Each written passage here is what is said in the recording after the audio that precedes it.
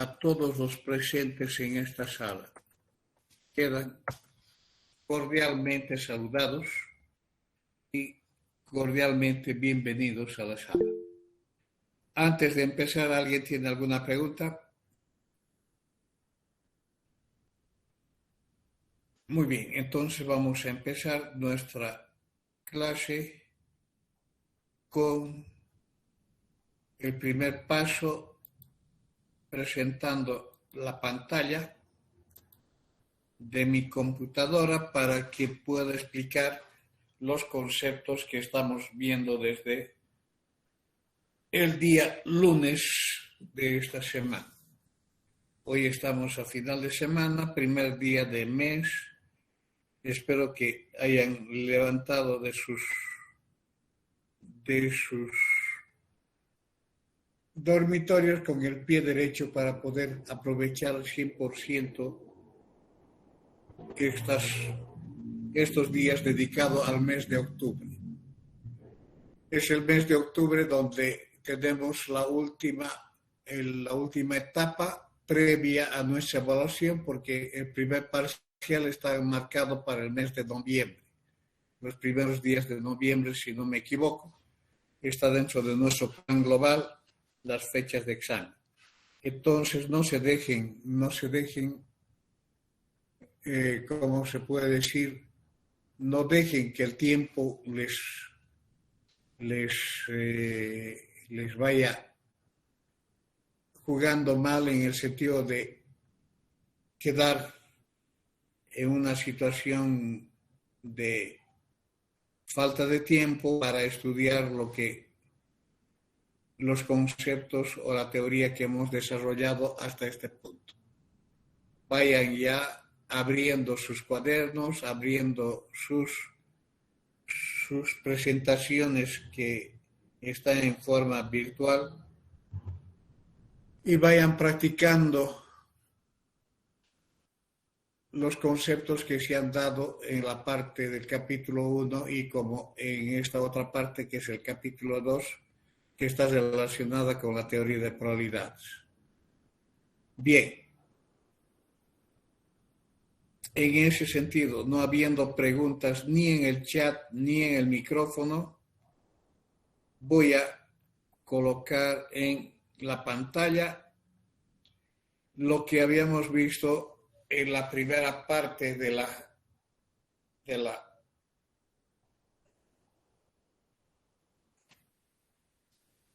materia de este capítulo 2, correspondiente a las definiciones de probabilidad. Las definiciones de probabilidad, les había dicho, no son únicas. Hay muchas definiciones que están dadas de manera científica y comprobada para cada situación particular que se tenga de lo que es el estudio de una población. Hemos hablado de 3 definiciones que se complementan, no es que se excluyan entre ellos, sino se complementan por las condiciones a las que fueron aplicadas estas definiciones. La primera definición de ella es la definición de probabilidad en términos de frecuencia. Y la frecuencia que se utiliza es la frecuencia relativa, porque es la única propiedad que cumple con las propiedades exigidas por el concepto de probabilidad. ¿Sí? ¿En qué consiste definir probabilidad en términos de este concepto frecuencista? Consiste en tener un experimento que puedo repetir en su realización un número determinado de veces. Si esa realización o esa repetición del experimento puedo garantizarlo de que realiza a través de otros medios que controlan la condición del experimento, entonces puedo extender la repetición del experimento hasta un número muy grande. Y en ese contexto voy a tener siempre el cociente del número de casos favorables, o sea, número de veces que ha ocurrido el evento A sobre el número de veces que ha ocurrido las repeticiones. Por tanto, esa expresión en términos límites genera un valor numérico, que es un valor comprendido entre 0 y 1, que representa la probabilidad de ocurrencia de ese evento A. Esa es la esencia de esta definición frecuencista. Solo se aplica a experimentos que se pueden reproducir de manera constante y sin ningún motivo, de manera bien definida los experimentos durante un número de n veces. El segundo concepto que hemos visto, fuera de las propiedades, es la definición clásica. En la definición clásica, lo que se hace es, en lugar de estar repitiendo el experimento como se hacía con la definición frecuencista, lo que se hace es estudiar el resultado, un resultado particular del experimento para tener una generalización de resultados asociados a el espacio muestral. Si yo conozco el espacio muestral de un experimento, entonces puedo conocer cualquier subconjunto de ella.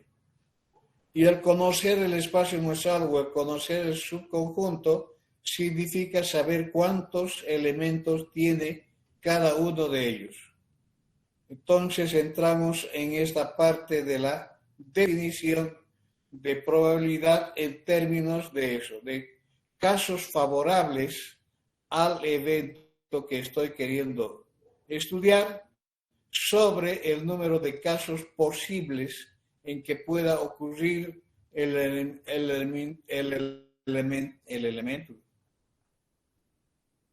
o el evento que estamos queriendo o estamos estudiando.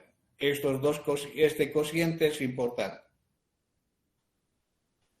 Muy bien. En la clase última habíamos visto los sistemas de cómo utilizar la teoría de conteo. Es justamente para esta definición de probabilidad. Yo tengo que saber esa teoría de conteo para saber cuántos elementos están en el conjunto A y para saber cuántos elementos están en el espacio muestral. ¿De acuerdo? Entonces, aquí entra la teoría de conteo como una herramienta particular para ese cálculo de probabilidades. Para la otra definición es la definición axiomática que hemos visto. Se dice axiomática porque se hace referencia a los axiomas que definen el estado de una educación de ese cálculo de probabilidades. Axiomática porque se dice también es una definición netamente matemática. ¿Por qué matemática? Porque el concepto de probabilidad desde el punto de vista matemático es un concepto equivalente a una forma de expresar una expresión, ¿cómo podría decir? Algebraica. Estamos hablando de una función. El concepto de probabilidad viene a ser una función entre dos conjuntos. El primer conjunto de salida, es el conjunto de partes del espacio muestral. ¿Qué es el conjunto de partes de un espacio muestral? Es el conjunto de subconjuntos que se pueden definir con los resultados que se pueden asociar al experimento muestral. ¿De acuerdo? Y el segundo conjunto el conjunto de llegada para cualquier subelemento o subespacio de la matriz siempre va a ser, ¿qué cosa? Una función que va del espacio muestral, del conjunto de partes del espacio muestral al intervalo 0, 1. Significa que la probabilidad no puede ser más que un valor numérico comprendido entre 0 y 1. Y ese valor numérico viene a ser va a ser una representación de los resultados que se están asociando a ese experimento. ¿Y cumple qué cosa esta función? Esta función, desde este punto de vista axiomático, cumple 3 axiomas. El axioma 1, el axioma 2 y el axioma 3, que ustedes ya conocen de la clase anterior. El axioma 1 dice que los elementos de la función, que es la función de probabilidad, debe estar dada siempre entre un valor numérico entre 0 y 1. Esto quiere decir que no hay probabilidad mayor que 0, o mayor que 1, o menor que 0. ¿Sí? O sea, no hay probabilidad con un valor mayor a 1, ni tampoco probabilidad con un valor negativo. Y el axioma 3 está relacionado, o el axioma 2 está relacionada con el espacio muestral. Para cualquier experimento, si se conoce o no se conoce el espacio muestral, se le asocia como propiedad de ocurrencia la posibilidad de que el espacio muestral tenga siempre probabilidad igual a 1.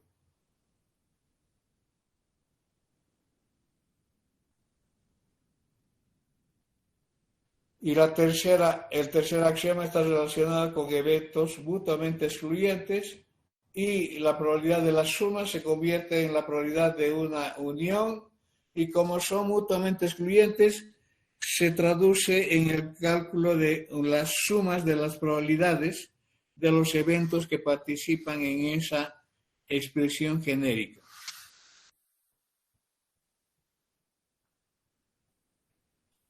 Con esos axiomas, entonces, podemos entrar, hemos dicho, al teorema o a los teoremas del cálculo de probabilidades. O sea,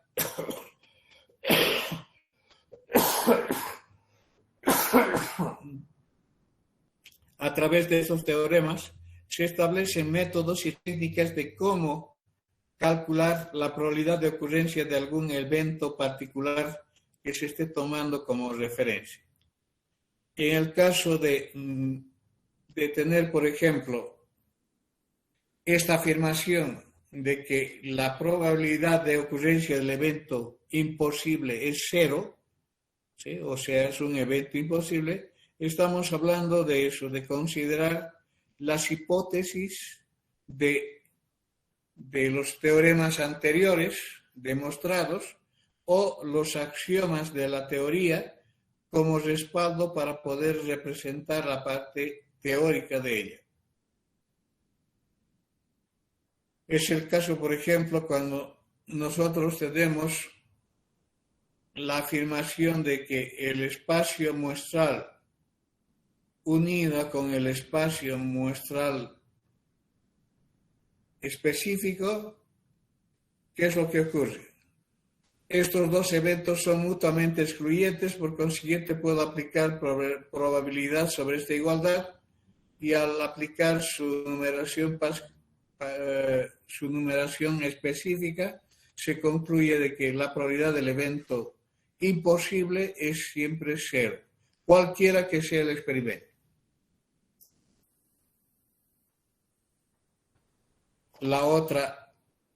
El otro teorema está relacionado con la probabilidad del complemento. El otro teorema está relacionado con la actividad del complemento, que es la actividad de ¿cómo se llama? Actividad de dependencia, o de estar definido uno como subconjunto de otro. entonces su probabilidad también es un subconjunto de la probabilidad del evento mayor.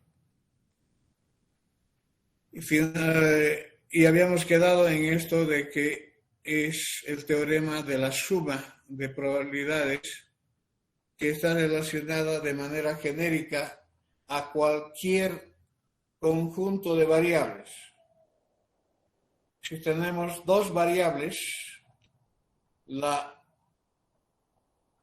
introducción. Aquí tenemos dos eventos. La probabilidad de ocurrencia de por lo menos uno de ellos es igual a la probabilidad de ocurrencia del primero más la probabilidad de ocurrencia del segundo menos la probabilidad de ocurrencia simultánea del primero y el segundo.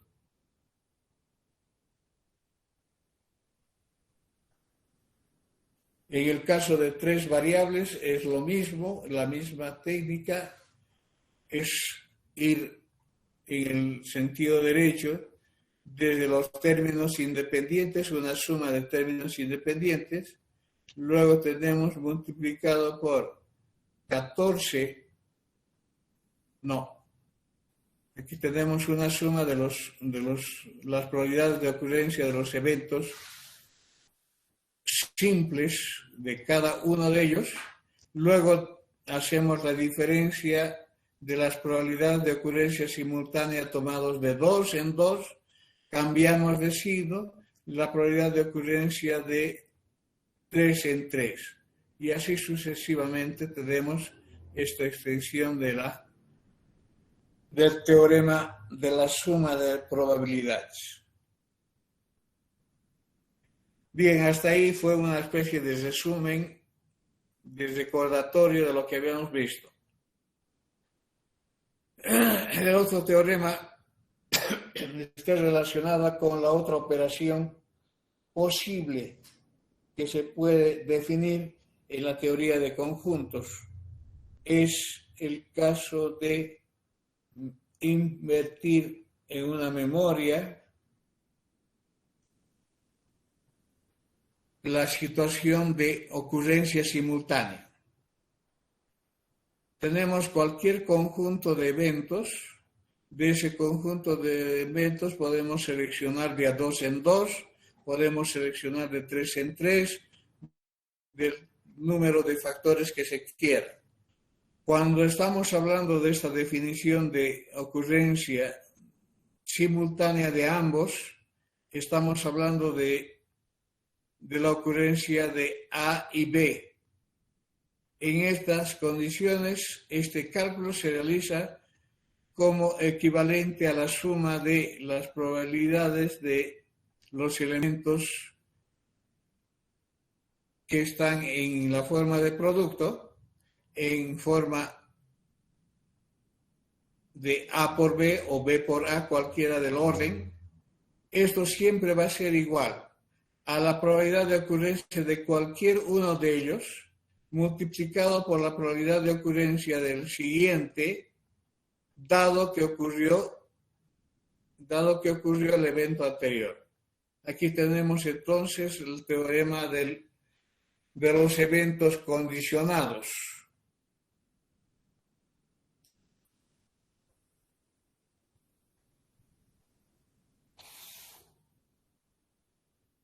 Utilizando esta misma igualdad, se concluye que el evento condicionado no es más que un cociente entre la probabilidad conjunta sobre la probabilidad marginal.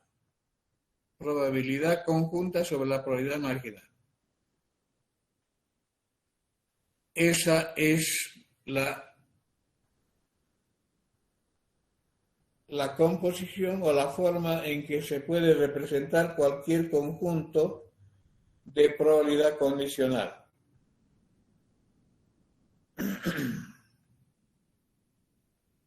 Es fruto de la definición del producto de, aquí cuando hago el despeje correspondiente de esta parte emocional, voy a tener esta otra parte. ¿Alguna pregunta?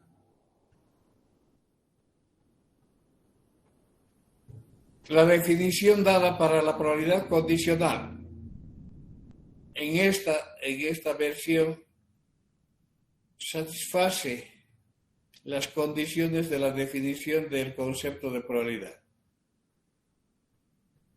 Por ejemplo, si yo tengo acá formulada la probabilidad condicional respecto de una condición de ocurrencia del evento B, la probabilidad de cualquier evento bajo esa condición siempre va a ser un valor numérico entre 0 y 1. Ese valor numérico puede ser factorizada por B, por las matrices elementales que resultan para esta situación. Luego, en la misma condición, la probabilidad de que ocurra el evento imposible, sabiendo que se tiene un evento B como condición de ya haber ocurrido, esa probabilidad es 0. Luego, la probabilidad de que ocurra el límite de ese intervalo, o sea, la probabilidad de que ocurra B, dado que ocurrió B, bajo las mismas condiciones de ocurrencia de B, es 1.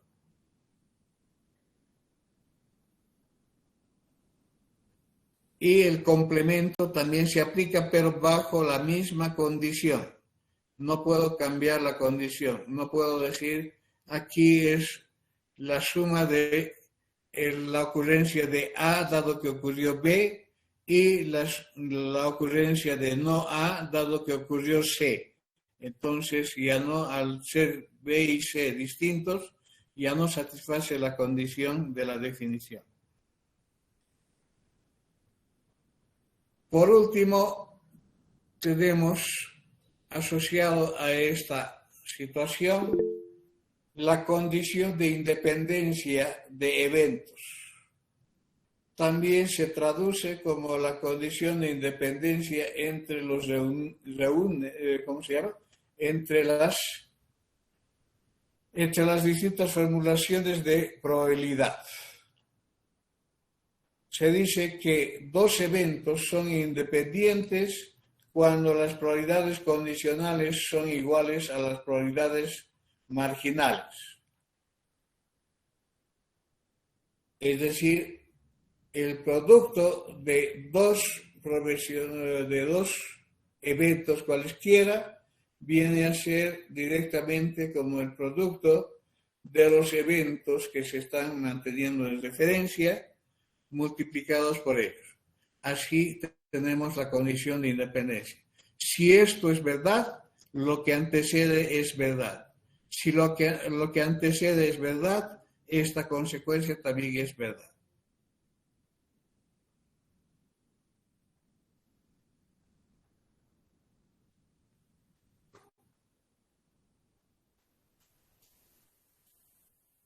El otro teorema es el teorema de Bayes, o digo el teorema de la probabilidad total en este caso. El problema de la probabilidad total, estamos hablando de los teoremas que se traducen como ¿cómo se dice? Cuando estamos hablando de la probabilidad total, tenemos que tener un conjunto de valores o un conjunto de categorías dentro del cual se va a definir este concepto de probabilidad total. Salimos del antecedente de que tenemos n eventos mutuamente excluyentes. N eventos mutuamente excluyentes. Entonces estamos acá con esta simbología. A esto le vamos a adicionar el calificativo de señor presidente cuando venga estas condiciones.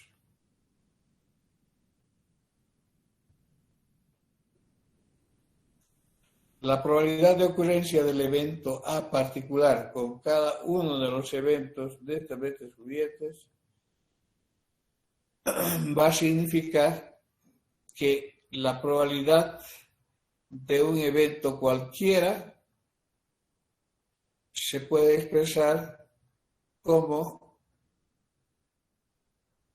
la suma de los eventos que definen la parte de la clasificación en categorías multiplicada por la defensa de agronomía.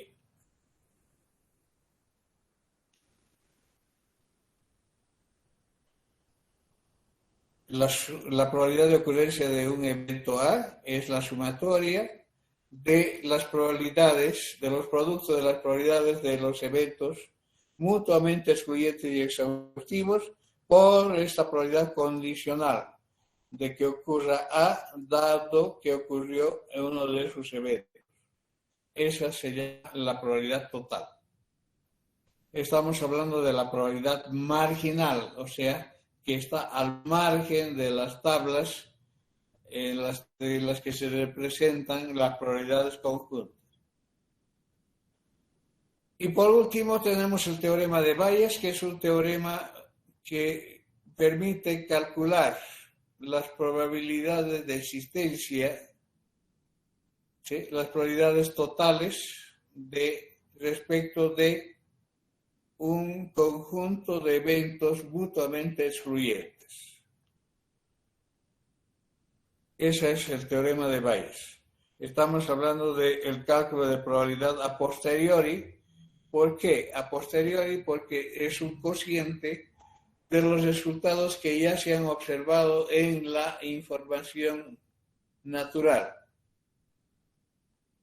Si no me equivoco, aquí tenemos, por ejemplo, por el concepto de probabilidad condicional, el concepto de la probabilidad conjunta sobre la probabilidad marginal o probabilidad del evento condicional. Entonces, esa probabilidad conjunta es la que se realiza de n maneras, en este caso discreto. Esa identificación hace que voy a tener un valor numérico entre 0 y 1 para poder ser asignada como concepto de probabilidad para este caso particular de calcular la probabilidad de ocurrencia de un efecto cualquiera y cuando ya se conoce el resultado de un experimento dado como A. Es una probabilidad a posteriori. Muy bien. Esa es la teoría respecto del cálculo de probabilidades.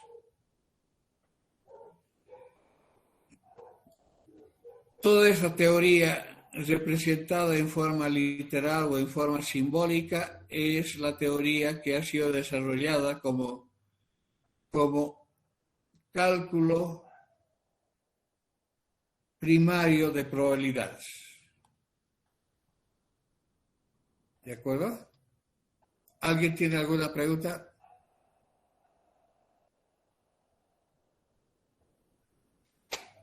Como ejemplo de aplicación podemos considerar el lanzamiento de 2 dados.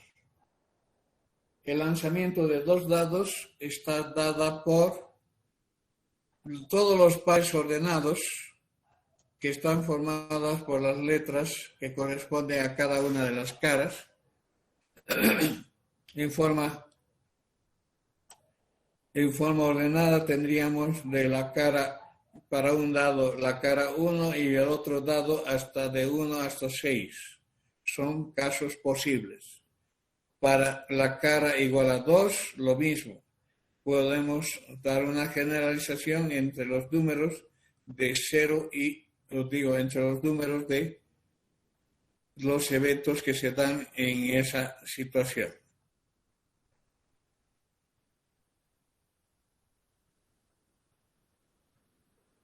Quiero en este ejercicio, por ejemplo, que es el lanzamiento de 2 dados,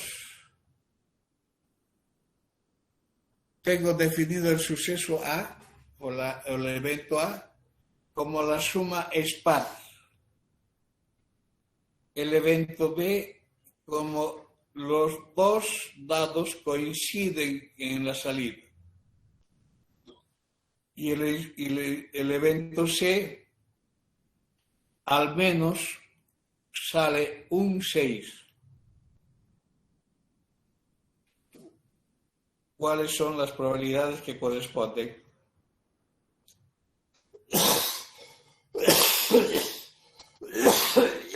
a cada uno de esos eventos?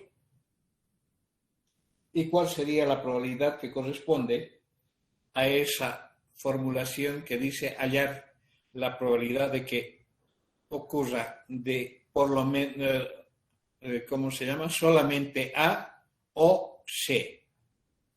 Este es el evento solamente A o C. La unión siempre es conectivo O. Entonces, cuando se trata de unir, estoy comparando dos eventos, no estoy hablando del mismo. Entonces, el riesgo de pérdida está dada con esa situación de no salir del contexto donde está definido el experimento. Vayamos por partes. El A, la suma es par. ¿Cuáles son los elementos que constituyen el conjunto A? En el lanzamiento de dos dados donde la suma es par.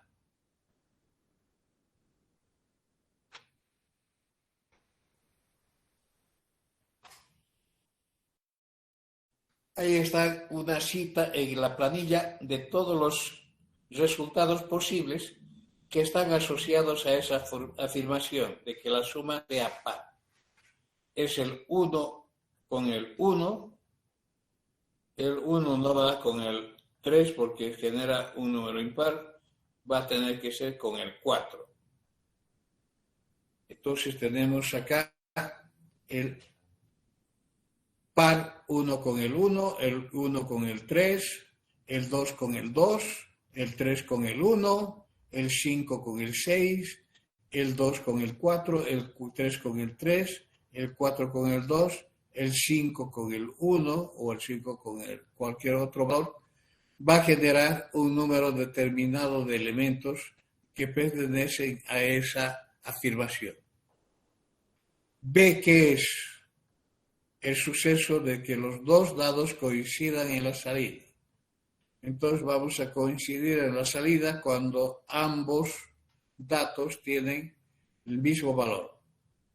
Entonces estamos hablando del suceso de B, los dos dados coinciden con la salida. ¿Cuál sería?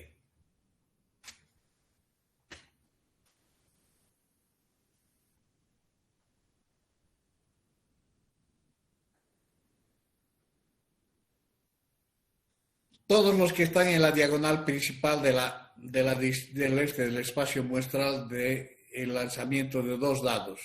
O sea, el 1-1, el 2-2, el 3-3, el 4-4, el 5-5 y el 6-5. Como estamos buscando el complemento de B, entonces va a ser 7 menos. ¿Dónde estoy aquí? Estoy aquí. El complemento de B va a ser el espacio muestral menos el conjunto S. Al hacer las simplificaciones, ustedes pueden guardar cuál es el resultado final.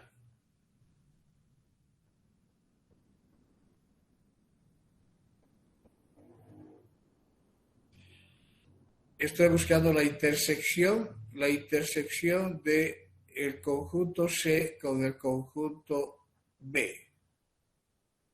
En la parte complementaria. Entonces, hay que hacer una clasificación en ese espacio muestral, identificando los elementos que concluyen con cada una de esas afirmaciones. La intersección entre el evento A y el complemento de B está dada por qué razón. Aquí tengo la descripción de cada uno de ellos. Entonces podemos simplificar las que se repiten y vamos a concluir entonces que para este valor, para el experimento, la probabilidad de que ocurra solamente el evento A o el evento B está dado por la siguiente suma. 1 sobre 92 más el otro valor que es ¿cuánto? 9 sobre 52, ¿no?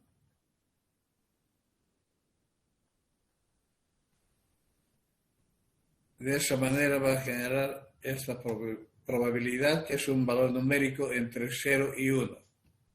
No es un número ni negativo ni positivo.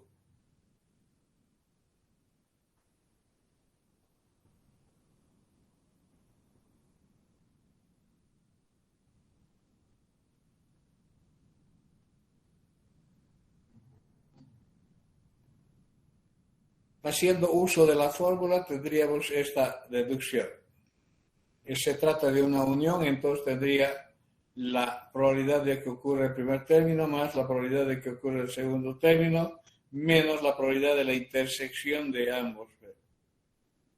Nos tiene que llevar al mismo resultado. No hay otra forma de llegar a otro resultado. A ver, haga.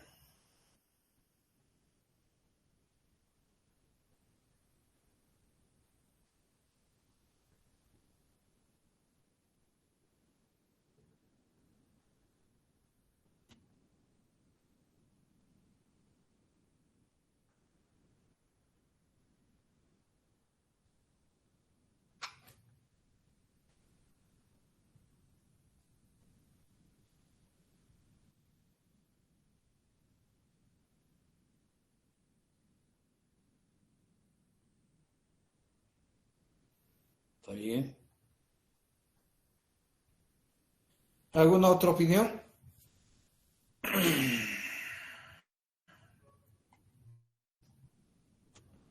Entonces tenemos un resumen del espacio muestral de lanzamiento de dos dados. Tenemos 36 casos favorables y dependiendo de los casos de los favorables vamos a defender a lo más que se pueda debajo de esta estructura. Cualquier otra formulación de la variable haciendo referencia a esta estructura debe ser evaluada bajo esta estructura.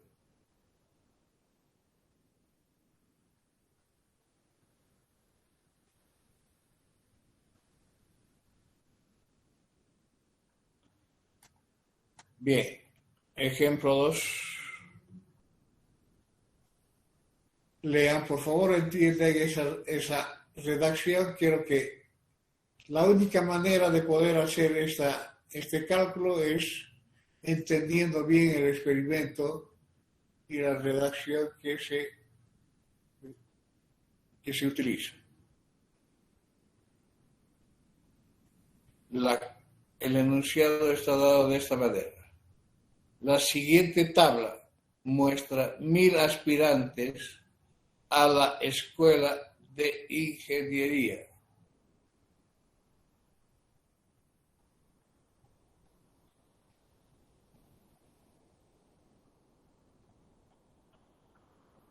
Las calificaciones que se tienen están dadas en esa tabla y con esa información quiero asignar una probabilidad para cada uno de los eventos que se puedan extraer de esta forma tabular.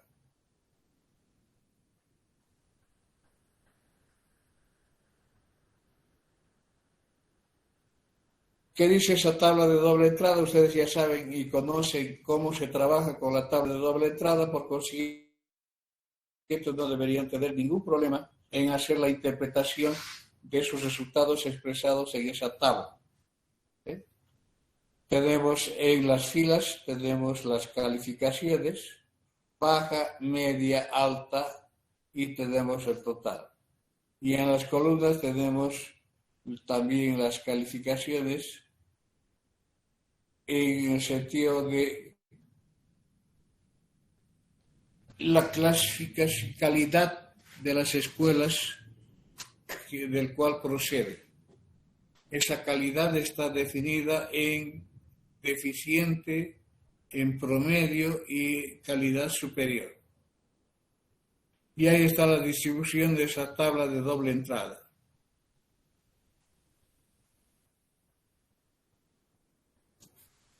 Con esa información, en el cual podemos hacer lectura de acuerdo a la teoría que hemos desarrollado, este valor de 175 significa que 175 de los 1000 exámenes que se han tomado o 1000 notas que se han tomado están comprendidos en que tiene calificación media y tiene un promedio medio.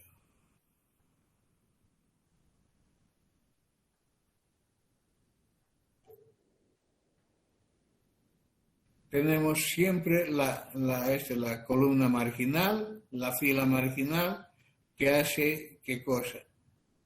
Al dividir, por ejemplo, este valor de, ¿cuánto es? 390 sobre 1000 es 0.39. En términos relativos, 39%. En términos con ¿cómo se llama? Con el valor relativo. ¿Qué significa? Significa que ese porcentaje de observaciones, ¿sí?, tiene calificación media y tiene la calidad de la escuela preparatoria promedio. O sea, ¿cuál es la probabilidad, por ejemplo, de que una persona seleccionada de esa población tenga calificación media?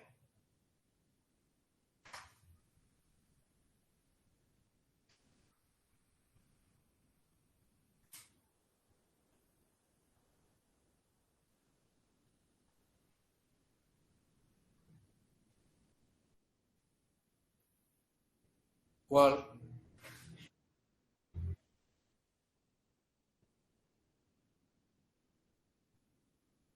No. Estamos hablando aquí, de acuerdo a este enunciado, eso es lo que es importantísimo. Tenemos que saber interpretar el enunciado del problema. La siguiente tabla muestra una muestra de 100 aspirantes a la escuela de ingeniería, clasificadas de acuerdo con las calificaciones logradas en el examen de ingreso a la universidad y la calidad de escuela preparatoria de la cual son procedentes. Entonces tenemos la calidad de la escuela o del colegio y aquí tenemos la clasificación de la categoría de las calificaciones. Cuando hacemos lectura de estos 175, estamos hablando de 175 estudiantes o notas, ¿sí? 175 de esos aspirantes, de los 1000 que están en la tabla, ¿qué es lo que tienen? Tienen una calificación numérica en esta categoría media y proceden de una escuela con un calificativo de promedio, o sea, de colegios promedio. ¿Se entiende ahora? Entonces, el tema, la dificultad está en saber interpretar bien esta redacción del enunciado del problema y del experimento. Ahora aquí dice, calcule la probabilidad de que un aspirante seleccionado aleatoriamente de este grupo tenga calificación baja en el examen, dado que se ha graduado en una preparatoria de nivel superior. En esta redacción tenemos un cálculo de probabilidades de la ocurrencia de un evento, pero condicionado, porque dice dado que se ha graduado. Entonces estamos condicionando a solamente a este sector de elementos.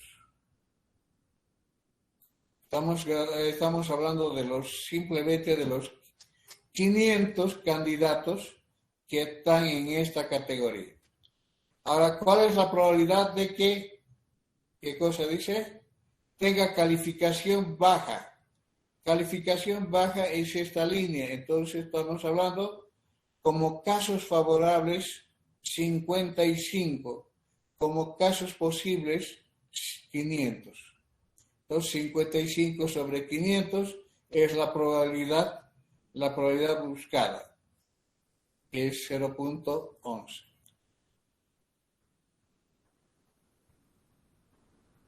¿Está bien?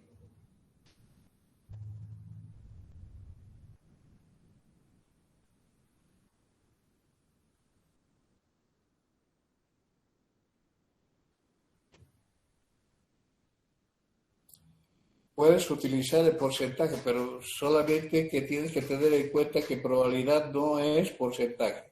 Probabilidad es un número real comprendido entre 0 y 1. Por consiguiente, puedes transformar el porcentaje en esa forma fraccionaria o decimal y tener el concepto de probabilidad y luego volverlo a transformar en probabilidad y en porcentaje. No vas a perder la observación porque la trayectoria es casi única. ¿De acuerdo? Entonces tenemos esa cuestión directa de los 55 entre los 500 que estamos hablando, da ese resultado. O de manera indirecta de la probabilidad, como dice el teorema, la probabilidad de un evento condicionado es la probabilidad de ocurrencia simultánea de ambos sobre la probabilidad del evento que se mantiene en condición. Entonces, la probabilidad de que ocurra ambos es de que ocurre ambas y perdón, de que ocurra ambos eventos. Y aquí tendríamos la probabilidad de que ocurra el evento mantenido como condición. Entonces, estamos hablando del evento L y S en ambos y el S en uno de ellos. ¿Cuál es la probabilidad de que ocurra L y S? L es esta y S es esta. Entonces, la intersección es 55 sobre 1000. Estoy hablando dentro del contexto genérico, no estoy hablando de un contexto particular. Por tanto, estamos hablando respecto de estas 1000 personas. Entonces tendremos el valor de 5 sobre 10.000.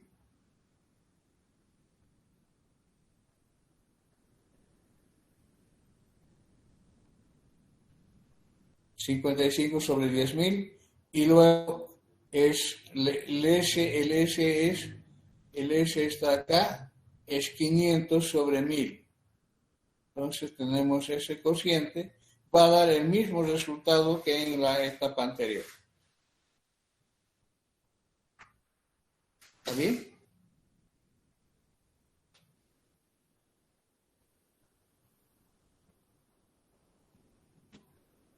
¿Alguna pregunta?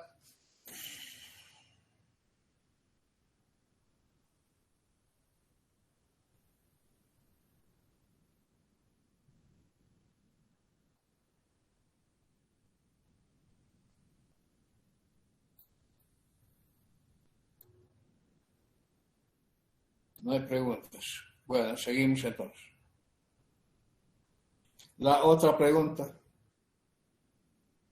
Ese estudiante seleccionado al azar tenga calificación alta o que sea graduado de una preparatoria de nivel superior. Entonces, en esta redacción tenemos el conectivo o. Ese conectivo o es sinónimo de unión.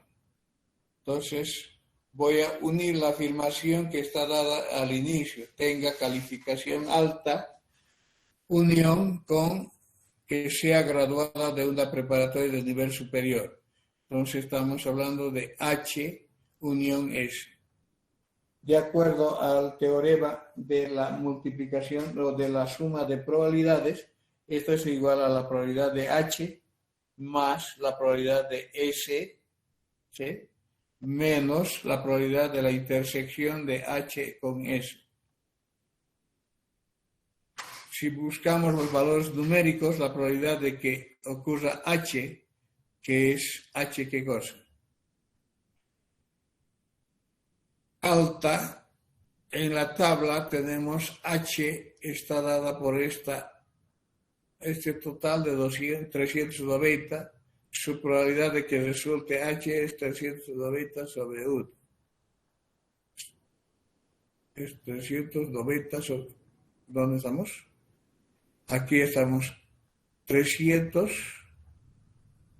Estamos buscando de H. La probabilidad de H es 390 sobre 1000. La probabilidad de S es superior. Estamos hablando de 500 sobre 1000. 500 sobre 1000. Y la probabilidad de la intersección H con S. La intersección de H con S. Aquí en la tabla tenemos H, tenemos S, la intersección es 300. ¿Sí? La intersección es 300 sobre 1000. Entonces, cuando hacemos esas operaciones, tenemos un valor de 59 sobre 100, o sea, 0,59 o 59% de probabilidad de que ocurra H o S.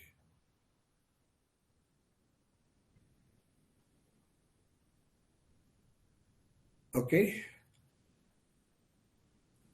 Y la tercera es calcular la probabilidad de que ocurra H, dado que ocurrió, calcular la probabilidad de que ocurra A, dado que ocurrió H.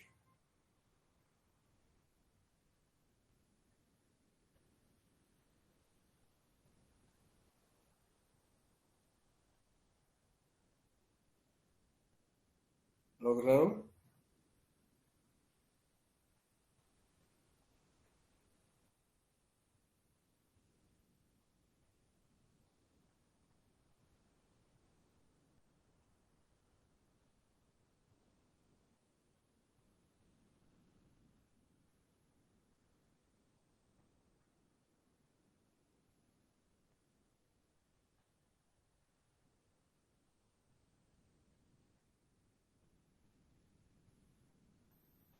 Muy bien, jóvenes.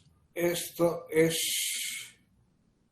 una serie de ejercicios para el cálculo de probabilidades.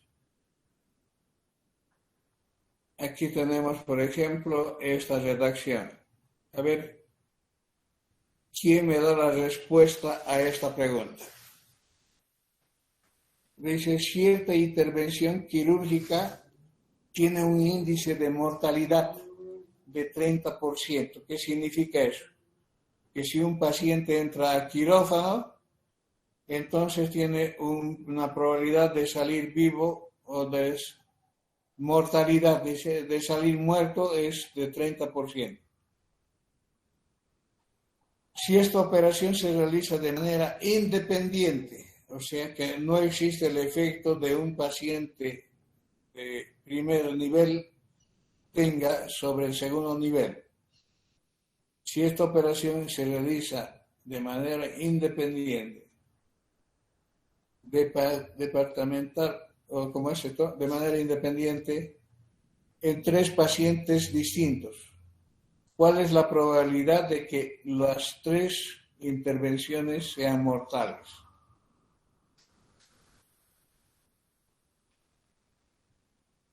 Pago 2 puntos al que me resuelva eso.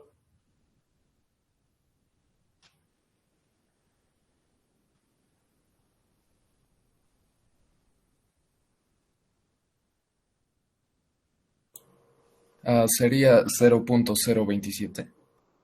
No. A ver, ¿por qué? A ver, veamos. Tenemos cada intervención, o sea, cada operación es 0,30 de que el paciente salga en el cajón. ¿Sí? Nosotros estamos tomando 3 pacientes. ¿Cuál es la probabilidad de que las 3 intervenciones sean mortales?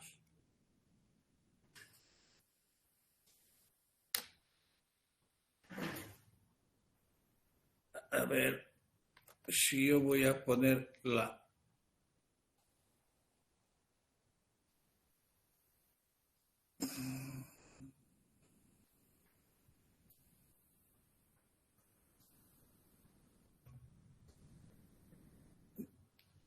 De que las 3 sean mortales, ¿cómo sería? A ver, ¿cómo podrían ser?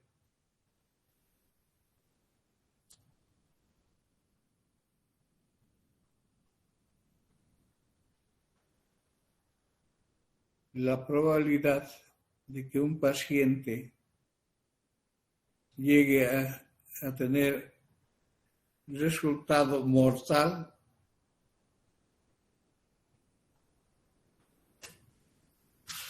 A ver.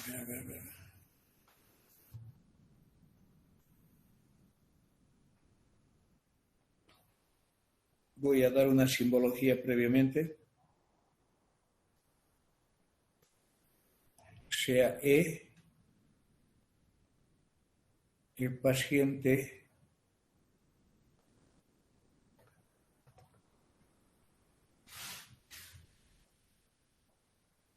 que vamos a decir.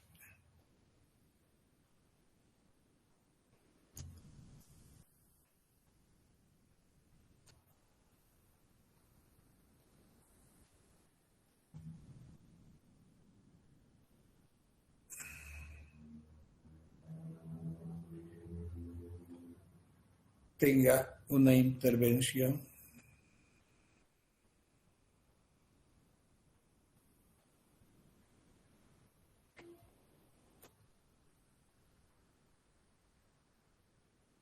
mortal.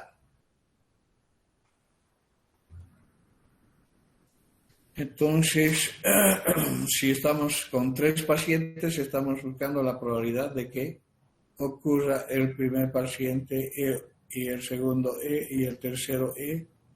Como son independientes, tenemos probabilidad de E multiplicado por la probabilidad de E multiplicado por la probabilidad de E.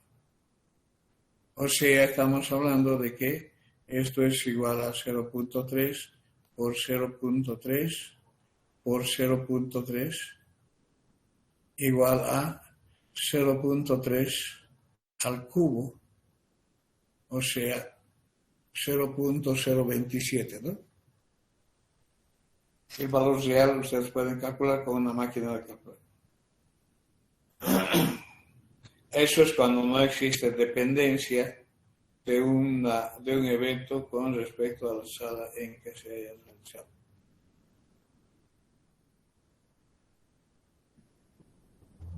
¿Ok? Este segundo ejercicio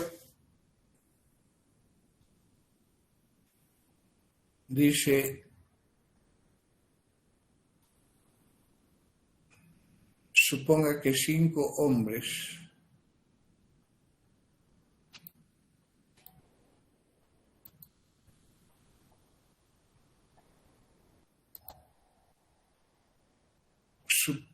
dice que 5 hombres de 100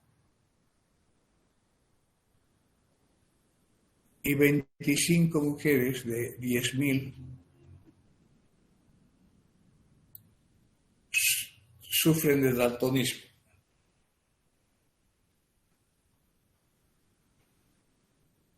Una persona daltónica es escogida al azar. ¿Cuál es la probabilidad de que la persona escogida al azar sea hombre?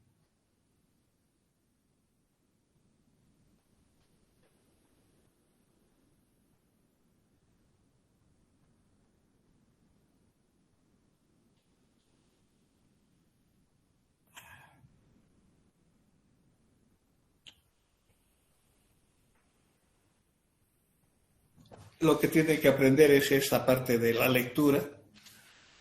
¿Eh?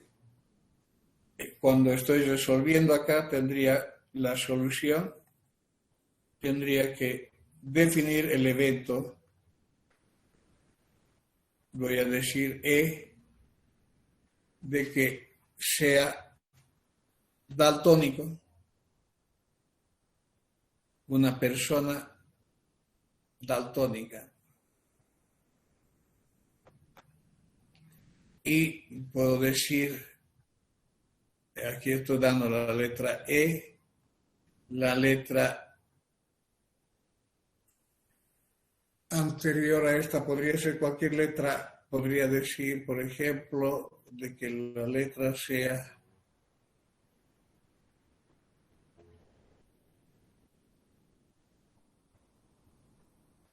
¿qué letra podría utilizar para esto? De que sea varón y sea mujer, entonces puedo poner B. La persona es un varón. ¿Sí?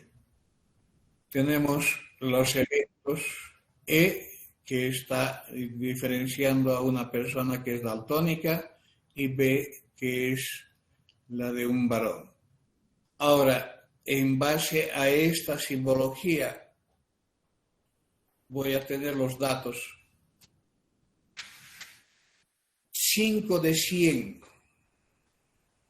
como 25 de 1000 son daltonismos. ¿Qué significa eso?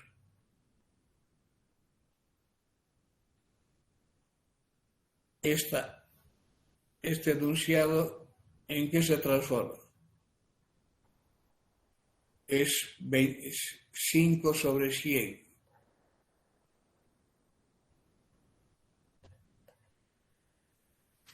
Cinco sobre 100. ¿Quién está dentro de ese paréntesis? Para ser una representación del enunciado de ese problema.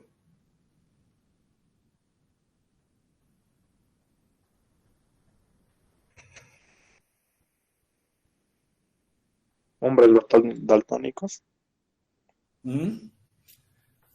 A ver, 5 de cada 100 hombres, 5 de cada 100 hombres, ¿sí? Estamos hablando de este 5 sobre 100. Entonces estamos hablando de que la probabilidad de que sea varón, dado que es daltónico, es 5 sobre 100. ¿Verdad?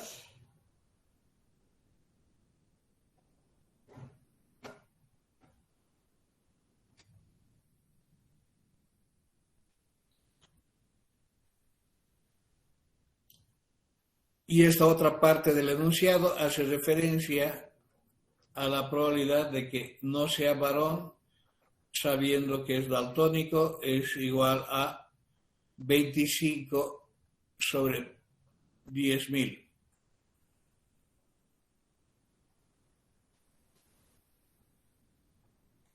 ¿Cuál es la probabilidad de que una persona escogida al azar sea hombre?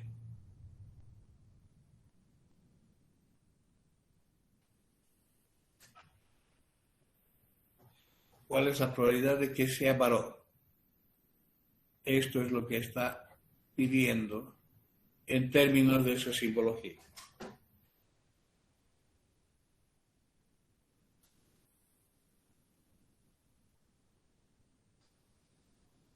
la probabilidad de que sea varón es la probabilidad de que sea varón y sea daltónico, más la probabilidad de que sea un no varón más daltónico. Esa sería de que sea varón, a ver un ratito, de que sea varón y daltónico, y de que la probabilidad de que sea no varón y daltónico. Entonces estamos hablando la probabilidad de que sea daltónico. Esto no es igual. Aquí hay una diferencia. Esto sería a la probabilidad de que sea daltónico.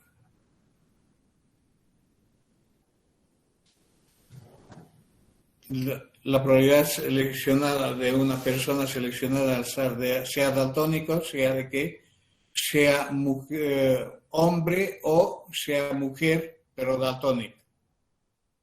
Ahora, ¿cuál es la pregunta cuál es la probabilidad de que la persona escogida al azar sea hombre?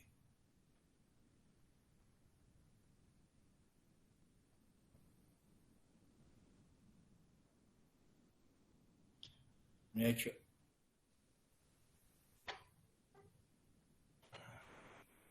A ver, ¿quién me ayuda?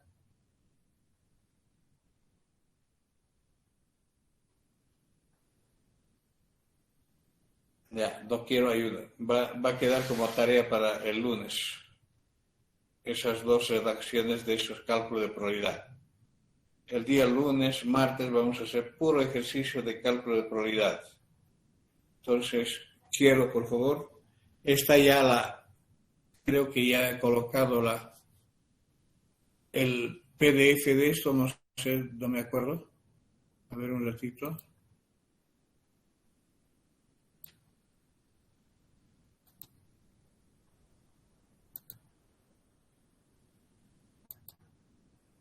El PDF creo que he colocado ya. A ver dónde está. Probabilidades, he colocado ya. Está.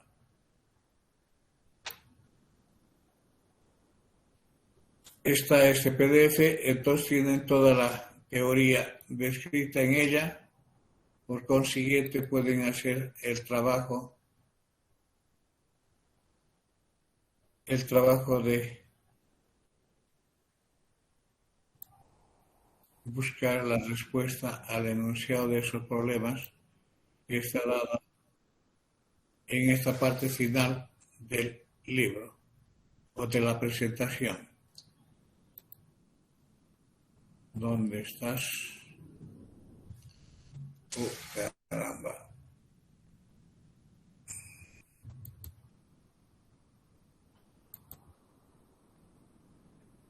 Mi máquina está un poco mal. Últimamente se ha contaminado de virus y no sé cómo va a ser para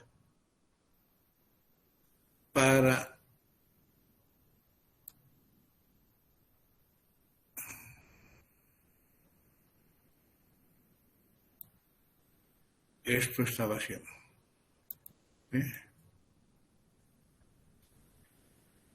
Quiero que resuelvan esos dos ejercicios. Este primer ejercicio, que es la pregunta 5, está con su explicación en la resolución. Por tanto, no pienso que no van a tener ningún problema cuando se analice. Y esta segunda, que es la de intervención quirúrgica. Por favor, para el lunes. ¿Alguien tiene alguna pregunta?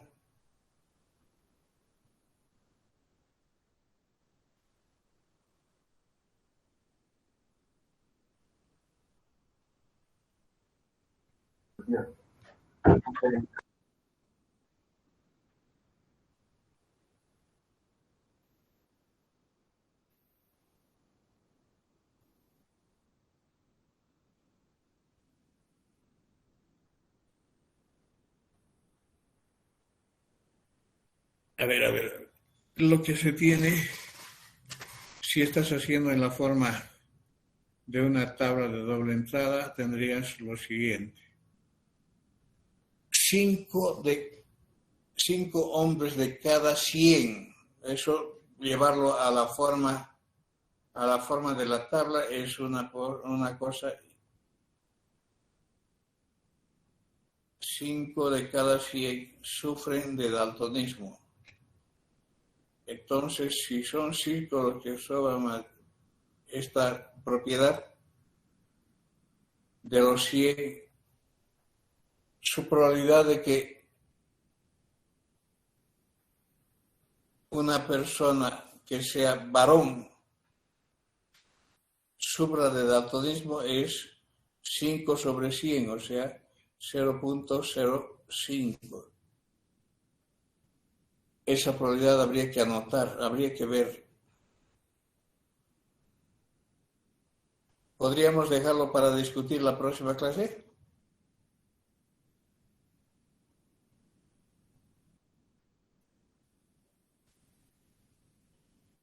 Así tus compañeros tienen para poder trabajar un poco más con esto y después discutimos el...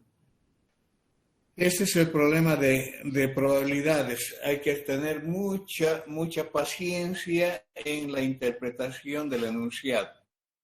En el sentido de que, de poder llevar todo lo que está descrito en el enunciado en su forma de simbolismo matemático y adecuar a los teoremas que se han definido para el cálculo de probabilidades.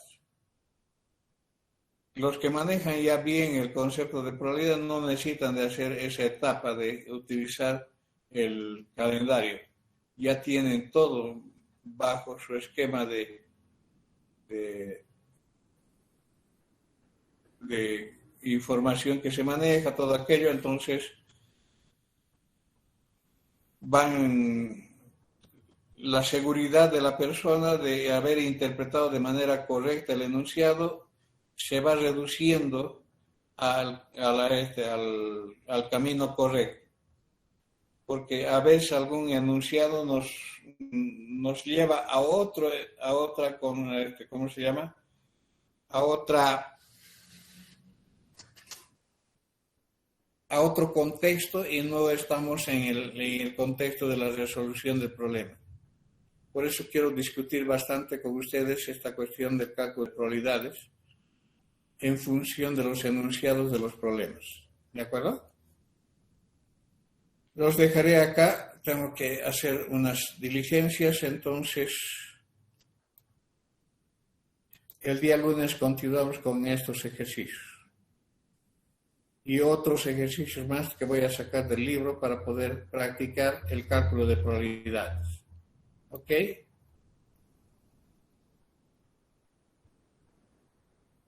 Los voy a agradecer por la presencia. Los espero el día lunes. Hasta luego. Hasta el lunes, ingeniero, se cuida. Hasta lunes, Inge. Igualmente, ustedes cuídense, por favor. Hasta luego, Inge. Se cuida. Muy bien. Hasta Hasta luego. lunes, Inge.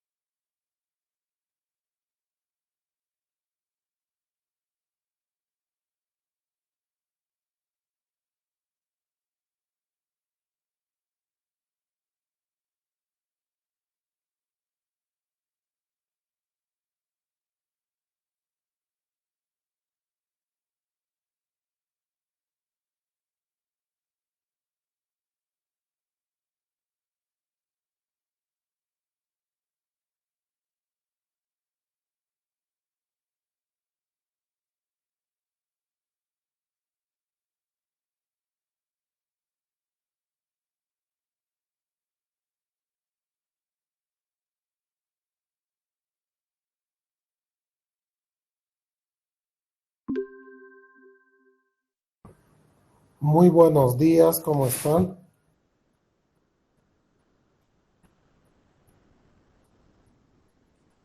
Buenos días, Inge. Buenos días, Inge.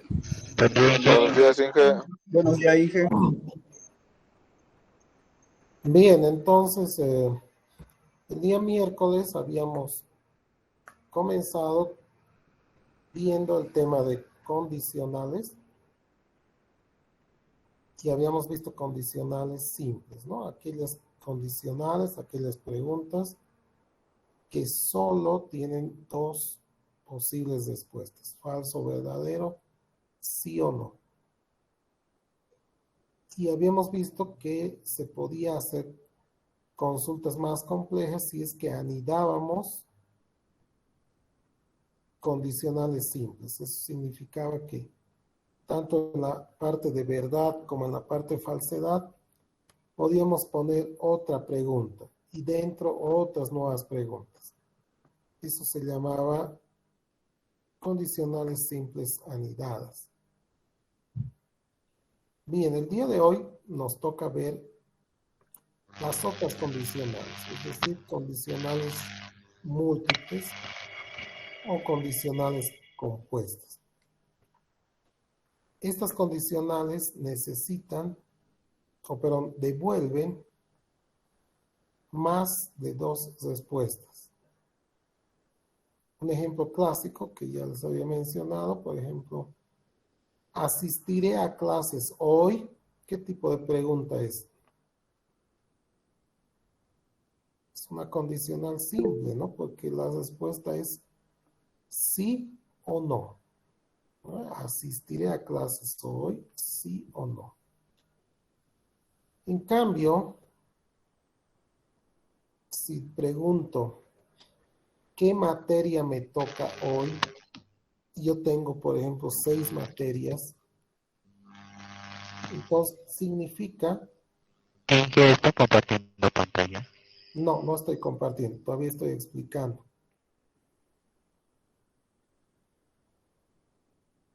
Les decía, ¿no? El ejemplo de condicional múltiple significa, como en la pregunta, ¿qué materia me toca hoy?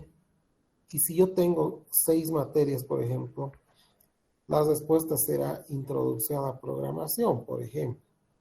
Entonces ahí vemos que dentro de las 6 tengo una respuesta, pero hay 6 respuestas. No es la respuesta sí o no. ¿Está bien? Bueno, ¿cómo vamos a hacer esas condicionales ahora en Java? Y ahora sí voy a compartir la pantalla para que empecemos a ver.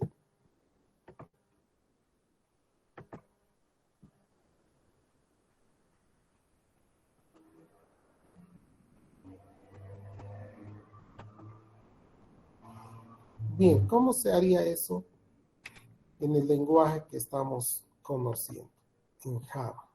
Pues para eso, en Google voy a buscar la estructura switch. Switch es una estructura que nos permite hacer condicionales múltiples en Java.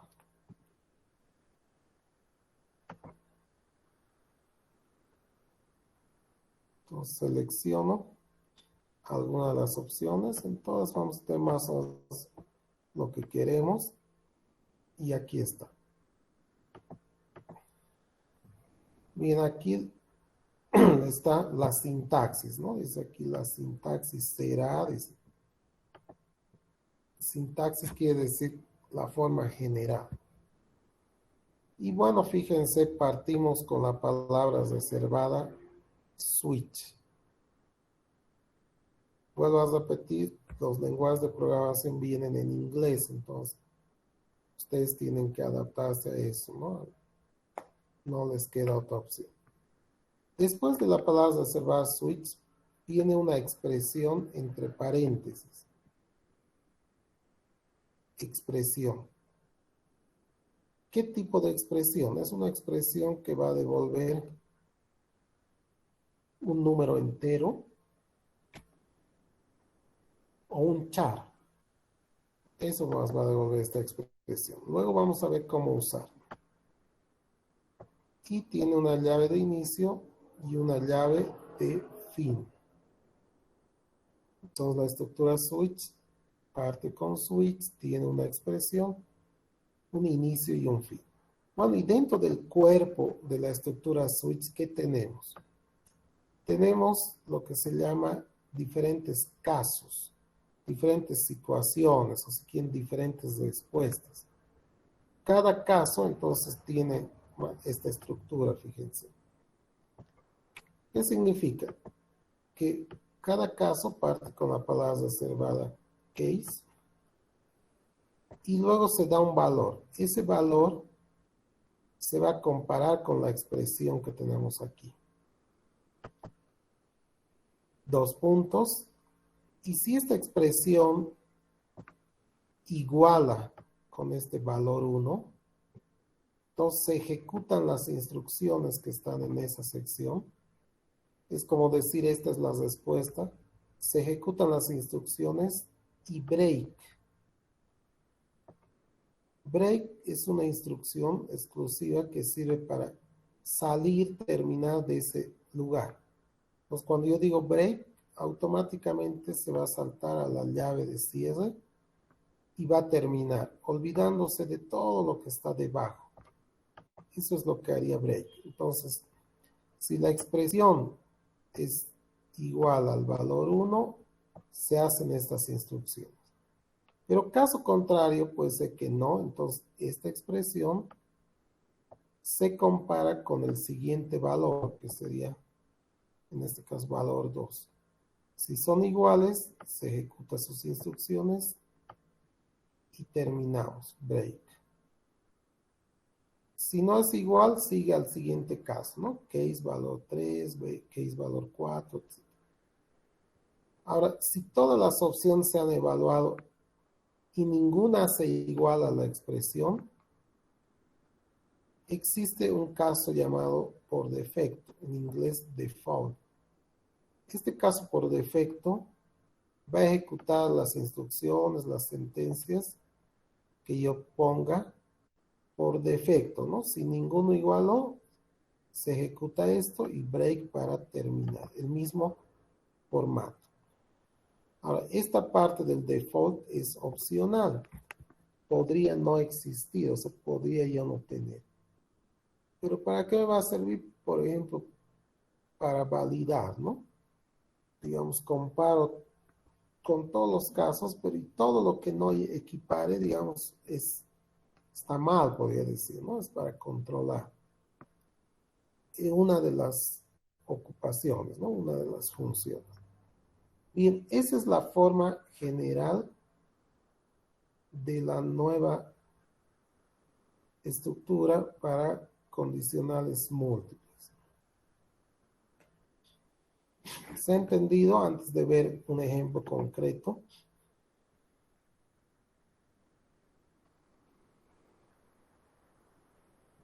Bien, entonces veamos un ejemplo. Aquí ya tengo condicional múltiple. Primero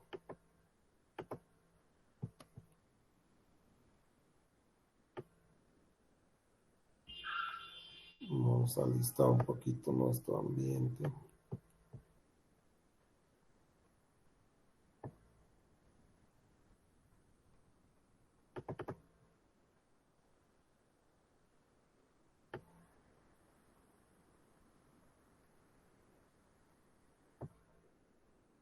Bien, entonces aquí está un primer ejemplo de una condicional múltiple.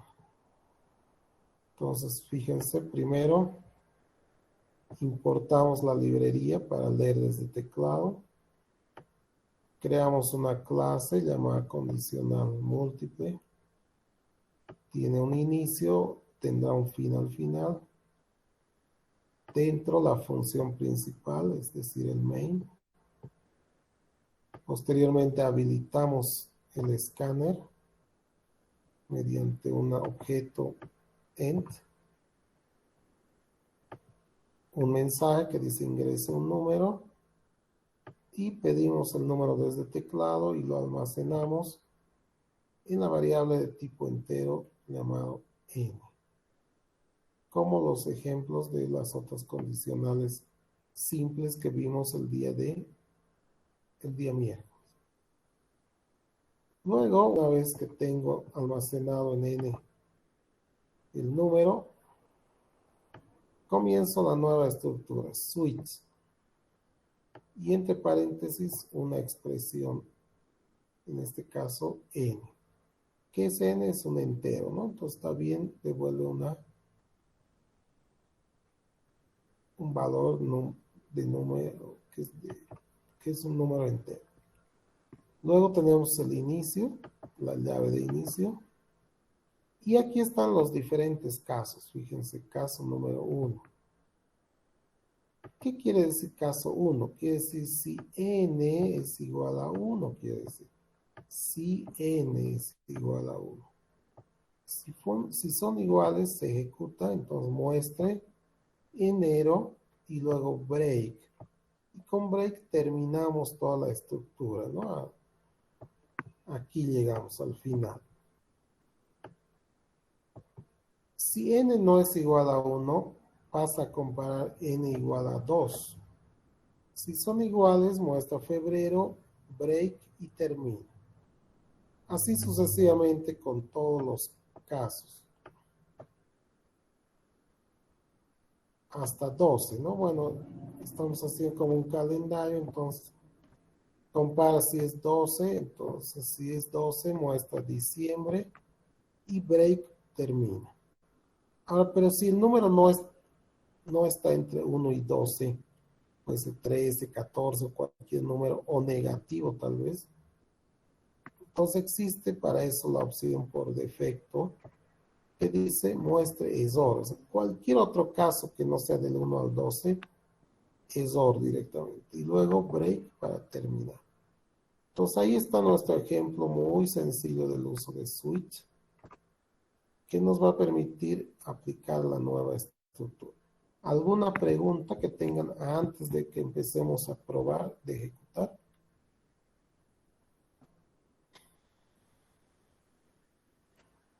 Inge, ¿Qué quiere decir end en escáner?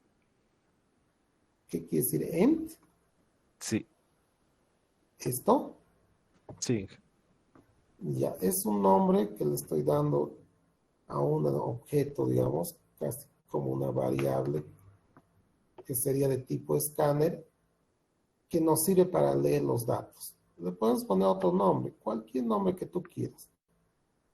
¿Dónde lo estamos aplicando? Aquí, cuando queremos leer desde teclado, decimos end punto. Entonces, cualquier nombre que pongas, le pones, cambias el nombre, punto, y la función que quieras utilizar para leer desde teclado. Eso va a ser posible siempre y cuando hayas traído la librería, por ejemplo aquí, escáner, y hayas habilitado un objeto para leer datos desde teclado. Para eso es. Está bien, Inge, gracias. ¿Otras dudas? Bien, entonces ahora lo vamos a compilar. No hay errores y ejecutamos.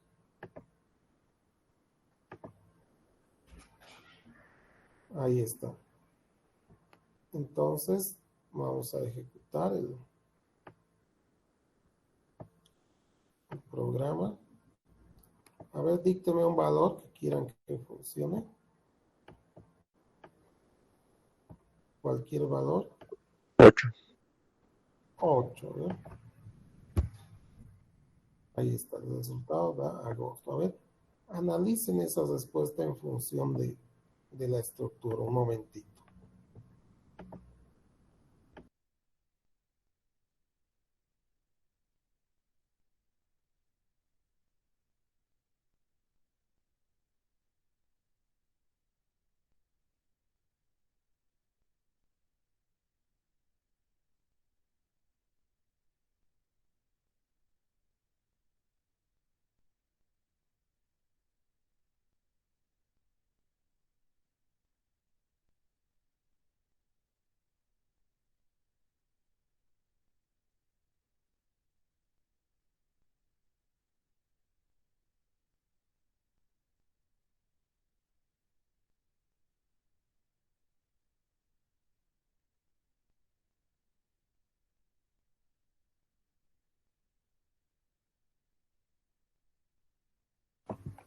A ver,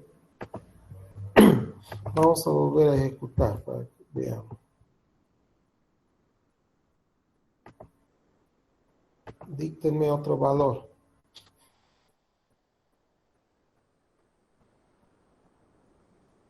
12. 12. Y nos saca diciembre, ¿no? O sea, ¿cómo funciona esto? Yo ingreso el valor, digamos 12, y 12 compara con 1, no es, entonces pasa al siguiente. 12 es igual a 2, no. Igual a 3, no. Así va avanzando. 11, digamos, ¿es igual? No. Luego llega a 12. 12 es igual a 12, sí. Por lo tanto, muestra diciembre. Y luego con break termina y termina todo. Así funciona.